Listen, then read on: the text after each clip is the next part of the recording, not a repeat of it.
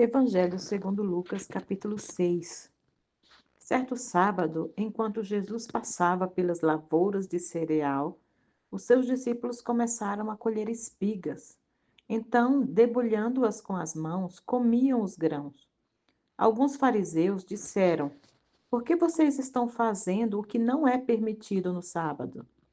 Jesus lhes respondeu: Vocês nunca leram o que fez Davi quando ele e os seus companheiros estavam com fome?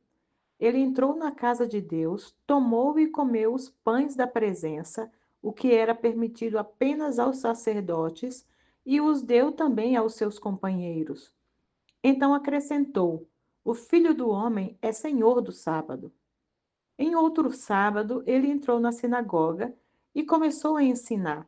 Havia ali um homem cuja mão direita era atrofiada. Os fariseus e os mestres da lei estavam procurando um motivo para acusar Jesus. Por isso, o observavam atentamente, para ver se ele curaria no sábado.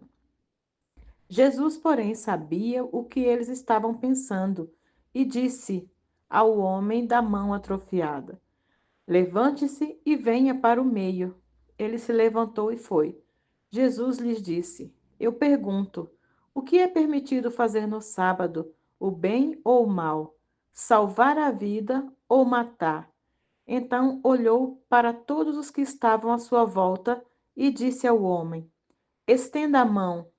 Ele a estendeu e ela foi restaurada.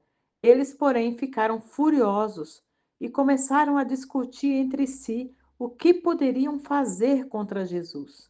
Em um daqueles dias, Jesus saiu para um monte a fim de orar e passou a noite orando a Deus. Ao amanhecer, chamou os seus discípulos e escolheu 12 deles, a quem também designou apóstolos: Simão, a quem deu o nome de Pedro, André, o seu irmão, Tiago, João, Filipe, Bartolomeu, Mateus, Tomé, Tiago, filho de Alfeu, Simão, chamado Zelote, Judas, filho de Tiago, e Judas Iscariotes, que veio a ser o traidor. Jesus desceu com eles e parou em um lugar plano. Estavam ali muitos dos seus discípulos e uma grande multidão de toda a Judéia, de Jerusalém e do litoral de Tiro e de Sidom, que vieram para ouvi-lo e serem curados das suas doenças.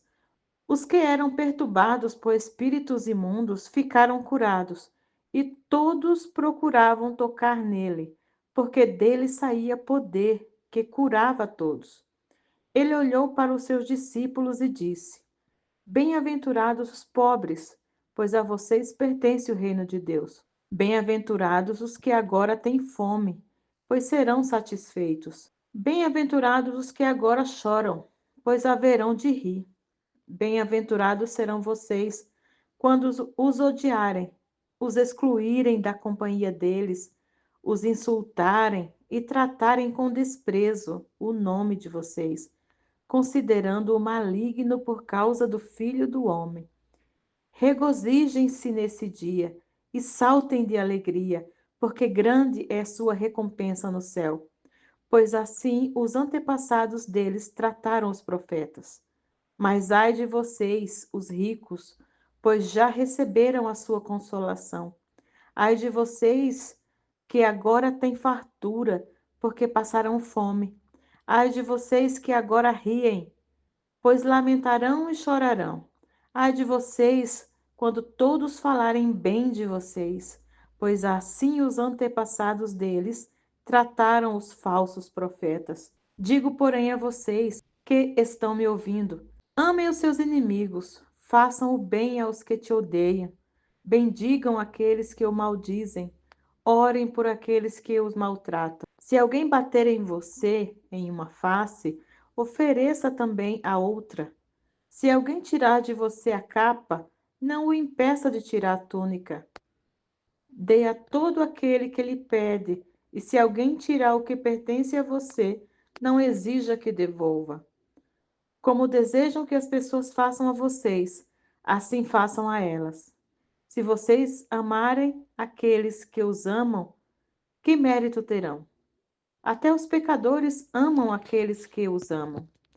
E se fizerem o bem àqueles que são bons com vocês, que mérito terão? Até os pecadores agem assim. Que mérito terão se emprestarem a pessoas de quem esperam devolução? Até os pecadores emprestam a pecadores, esperando receber devolução integral. Amem, porém, os seus inimigos, façam-lhes o bem e emprestem a eles sem esperar receber nada de volta.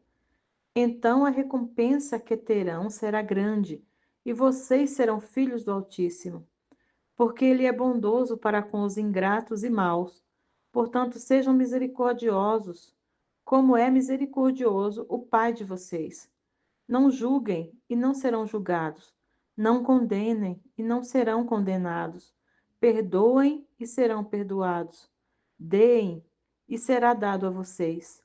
Uma boa medida, calcada, sacudida e transbordante, será dada a vocês, pois a medida com que medirem será usada como medida para vocês.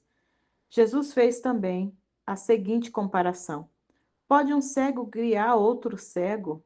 Não cairão ambos em um buraco? O discípulo não está acima do seu mestre, mas todo aquele que for bem preparado será como o seu mestre. Porque você repara no cisco que está no olho do seu irmão, mas não se dá conta da viga que está no seu próprio olho? Como você pode dizer ao seu irmão: Irmão, deixe-me tirar o cisco do seu olho, se você mesmo não consegue ver a viga que está no seu próprio olho? Hipócrita, tire primeiro a viga do seu olho, e então você verá claramente para tirar o cisco do olho do seu irmão.